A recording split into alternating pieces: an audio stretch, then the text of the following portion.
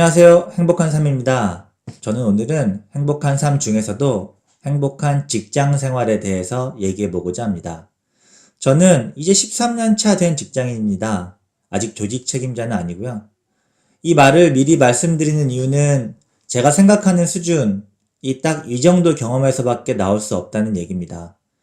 즉, 제 의견에 대해서 맞다, 틀리다의 관점이 아닌 하나의 의견으로 봐주셨으면 좋겠고, 각자 생각하시는 행복한 직장 생활에 대한 의견들을 댓글로 달아주시면 저도 참고해보고 또 제 영상을 보시는 다른 분들께서도 참고하면서 우리 모두의 행복한 직장 생활에 한 발 다가갈 수 있지 않을까 하는 바람입니다.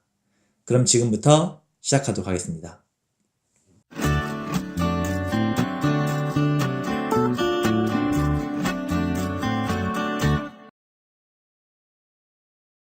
행복한 직장 생활을 하려면 진부한 얘기일 수도 있는데요. 일을 잘해야 됩니다. 일을 잘해야 주변에서 인정받고 그 부서에 필요한 핵심 인재가 되고 자존감이 높아지고 내가 이 부서에 꼭 필요한 존재구나 라는 생각과 함께 행복한 직장 생활에 한 발 다가갈 수 있습니다. 그러면 어떻게 해야 일을 잘해야 하는가 라는 질문이 생기는데요. 짧은 제 경험을 기반으로 간단한 팁을 몇 가지 드리고자 합니다. 우선 신입사원 때부터 좀 말씀을 드리고자 하는데요. 우선 신입사원 때는 시키는 일을 잘 해야 합니다. 여기서 잘이라는 말을 잘 생각하셔야 됩니다. 기본적으로 정확하게 일 처리를 해야 합니다.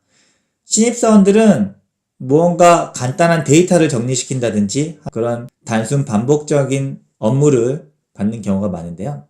정확하게 해가야겠죠.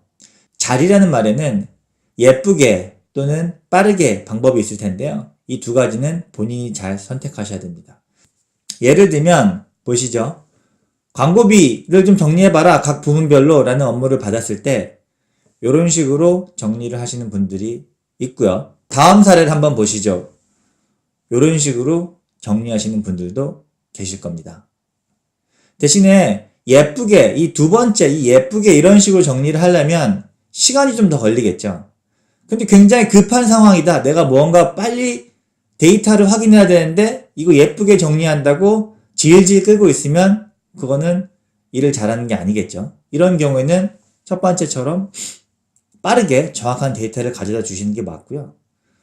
아니면 신입사원의 경우는 대부분 시간이 많은 경우가 많은데 시간적 여유가 있다라고 한다면 이왕이면 이쁘게 정리하는 것도 하나의 경쟁력이 될 수 있습니다.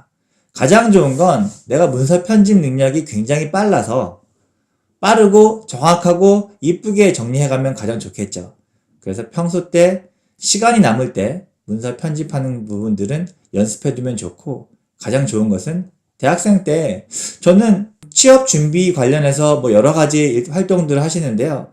대학교 때 레포트를 한다든지 동아리 활동을 하면서도 이런 문서를 정리하는 스킬들을 좀 익혀두시면 도움은 될 것 같다는 생각입니다. 두 번째는 맥락을 이해하면서 일을 하자입니다.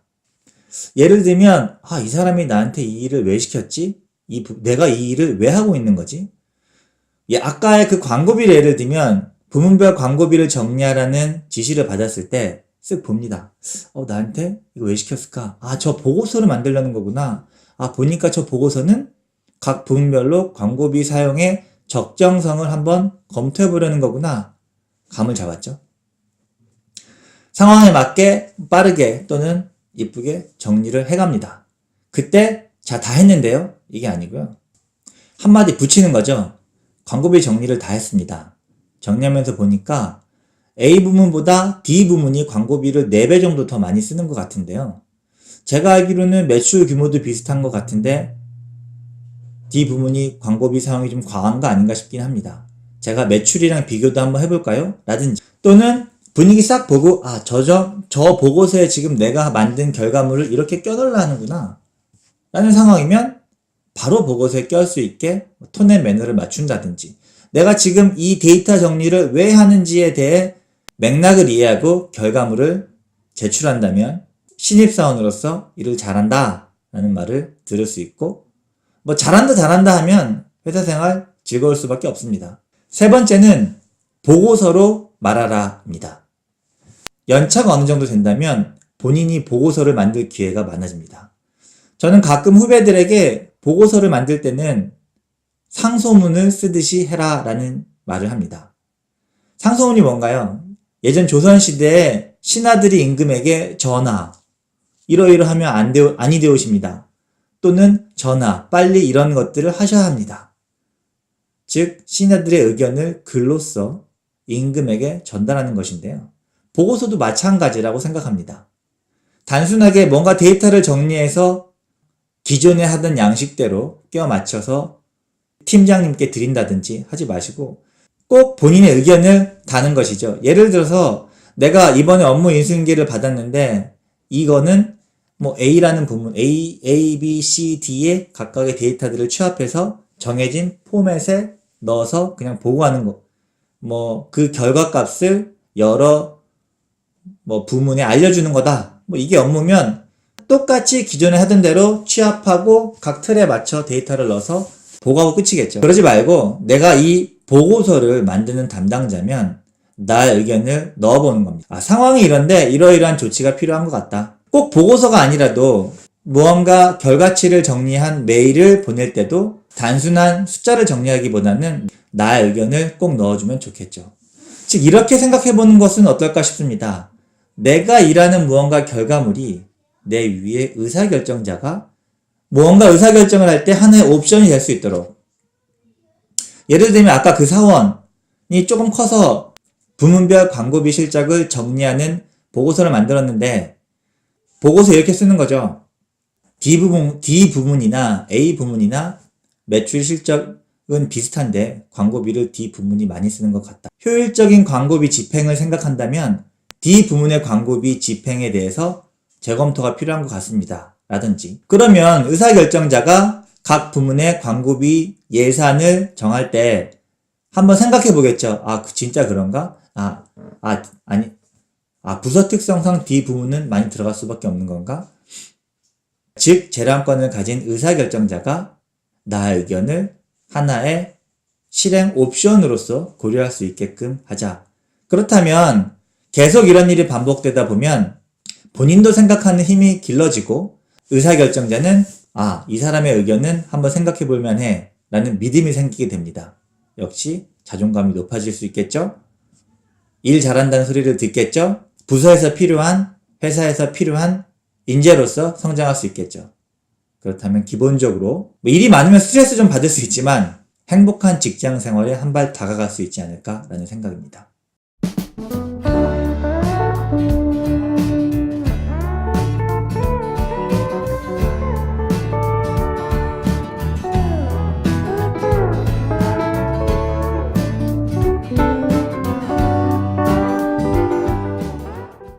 지금까지 팁이라고 말씀드리기도 좀 민망한 그런 수준의 제 의견을 좀 말씀드렸는데요. 제가 하고 싶은 얘기는 지금부터입니다. 행복한 직장 생활의 키가 무엇일까? 제 결론은 보람 있는 일을 하자입니다. 대부분 사람들의 삶이 그렇지만 반복되는 일상을 살고 있죠. 직장 생활도 비슷한데요. 반복되는 이 직장 생활에 나의 삶을 끼워 넣으면 너무 재미없습니다. 지루하고요. 간혹 그 일의 양이 많아지게 되면 스트레스 받고 짜증나고 직장 생활이 재미없어지기 시작합니다. 돈을 벌어야 해서 마지못해 일을 하는 상황이 벌어집니다. 그래서 저의 의견은 주어진 나의 일에 의미를 부여해보면 어떨까 싶습니다. 즉, 나는 이 회사에서 무엇을 하는 사람인가를 생각해보자는 것이죠. 예를 들면 신제품, 상품 기획을 하는 사람이라면 나는 우리 회사를 발전시킬 수 있는 또는 인류의 삶에 기여할 수 있는 혁신적인 제품을 만드는 사람이야. 아이폰이 그런 얘기일까요? 또는 영업을 하는 사람이라면 우리 회사의 좋은 제품을 필요한 사람들에게 적기에 편리한 방법으로 전달하는 사람이야. 또는 회계, 품질, 세무 이런 펑션 부서에서 일하시는 분들은 이렇게 생각할 수 있겠죠. 나는 각 부문, 즉 영업이나 개발이나 상품 기획에 계신 분들께서 본연의 업무에 충실해서 우리 회사가 발전할 수 있도록 내가 담당하고 있는 분야에 대한 이슈가 발생하면 최대한 빨리 도와주는 사람이야 라든지 무언가 의미를 부여하고 일을 해보는 것입니다. 제 주변에는 그런 분도 계셨어요. 한 임원의 비서분이었는데요.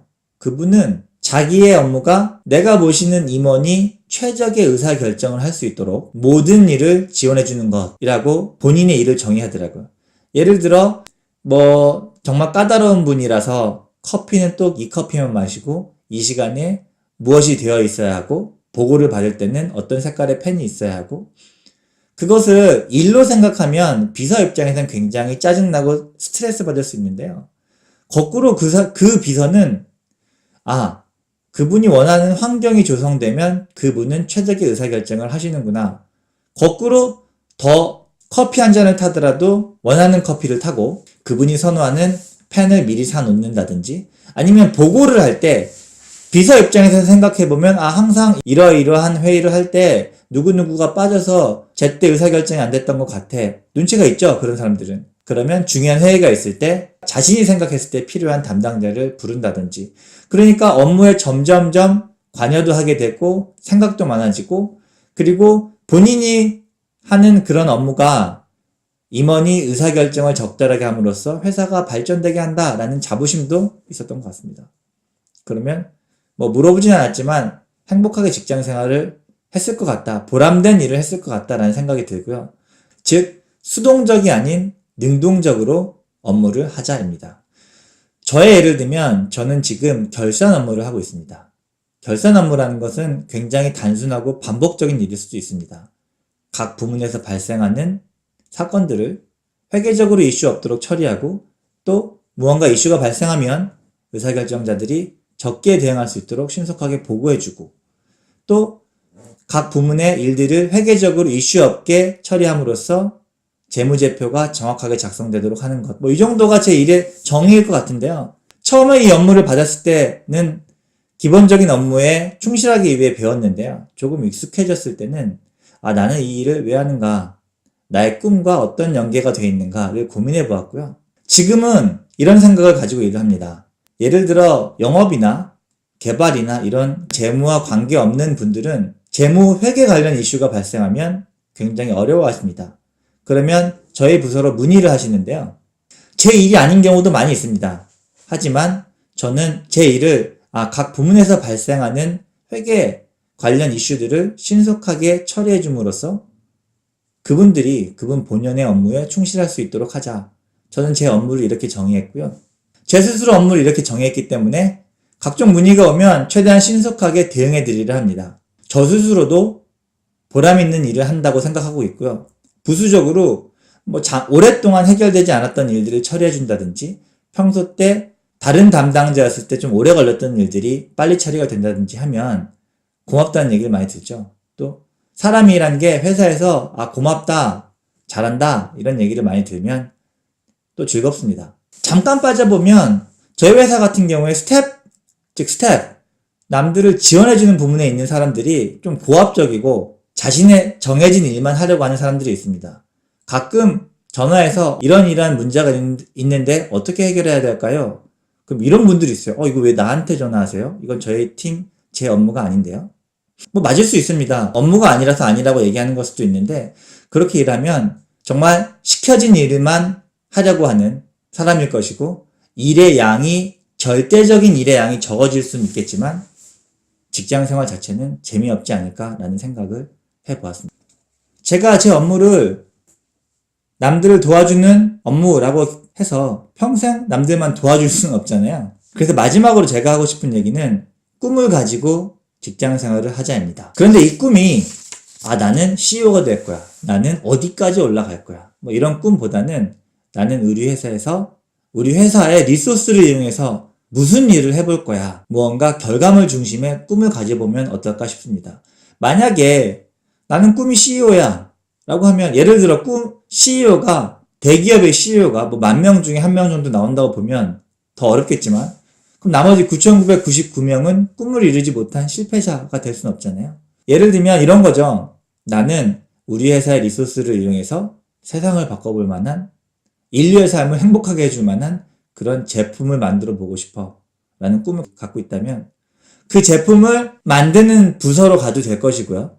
또는 각 부문들을 움직일 수 있는 위치까지 올라가서 혁신적인 제품들이 나올 수 있도록 지원해주는 사람이 될 수도 있을 것이고요. 예를 들어 제 꿈이 우리 회사에서 아이폰과 같은 세상을 바꿀 만한 혁신적인 제품을 만드는 거다 라고 생각해 본다면, 저는 지금 제가 기술도 없고 지식도 부족하고 그런 제품을 만드는 부서로 가기엔 이미 늦었죠. 그렇다면 다른 지원 부문에서 높은 자리까지 올라가서 각 부문들이 이러한 업무들을 할 수 있도록 지원해주고 조직을 바꾸고 하는 위치까지 가야겠죠. 그러기 위해서 제가 현재 부족한 부분이 무엇인지를 고민해보고 시간이 날 때 그런 부분들을 공부하고 뭔가 내가 회사 생활에 있어서의 꿈을 위해서 나의 직장 생활을 디자인해보는 것입니다. 한 가지 드리고 싶은 말씀이, 가끔 이런 경우 있습니다. 임원들이나 CEO께 드리는 중요한 보고가 있었을 때 이렇게 물어보죠. 보고 잘 끝났니? 물어봤을 때 여러분들은 어떻게 대답하십니까? 가끔 이런 경우 있습니다. 큰 소리 나지 않거나 혼나지 않거나 보고서 바꾸라는 얘기 없으면 잘 끝났다고 얘기하는 경우 있습니다. 재미없습니다. 그런 직장 생활이 재미없는 삶인 것 같습니다. 무언가 시키는 것만 잘 하는 것이죠. 그런데 내가 무언가 우리 회사에 기여를 하고 싶어서 무언가 아이디어가 있었고 그 아이디어를 잘 전달하기 위해 보고서에 나 의견을 잘 담고 그 의견을 실행할 수 있는 의사결정자들에게 보고를 했을 때 그게 받아들여지면 그게 보고가 잘 끝난 것이죠. 그런 분들에게는 이번 보고 잘 끝났니? 이번 회의 잘 끝났니? 라고 물어보면 이렇게 대답하겠죠. 이번에 우리가 준비한 내용이 실행에 옮겨질 것 같아. 그런 분들은 그 보고서를 준비하는 단계도 재미있고 결과론적으로 그 의견이 의사결정자에게 받아들여졌다면 더욱더 즐겁고 행복한 기분을 만끽하겠죠. 그런 일들이 쌓여지다 보면 직장 생활이 행복해지지 않을까라는 생각입니다. 제 아들이 얼마 전에 아빠는 회사 가면 뭐해? 라는 질문을 했습니다. 제가 아빠는 회사 가면 TV 만들어 라고 대답했더니 아들이 그러면 지금 TV 한번 만들어 보세요. 회사에서 맨날 하는 거니까. 말문이 막혔었는데요. 그때 고민했습니다. 나는 회사에서 무엇을 하는 사람이고 나는 오늘 회사에서 무엇을 했지? 그래서 요즘에는 퇴근할 때 나는 오늘 어떤 보람 있는 일을 했고 내가 오늘 한 일이 내가 생각하고 있는 꿈에 얼마만큼 다가가는 일을 했을까라는 것을 꼭 생각해 보면서 퇴근해 보고 있습니다.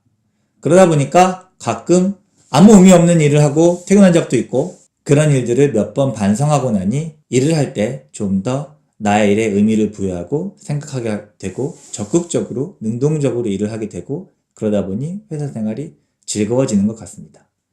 여러분들께서도 보고서 하나를 쓸 때 우리 상사는 이런 문구 넣으면 좋아해.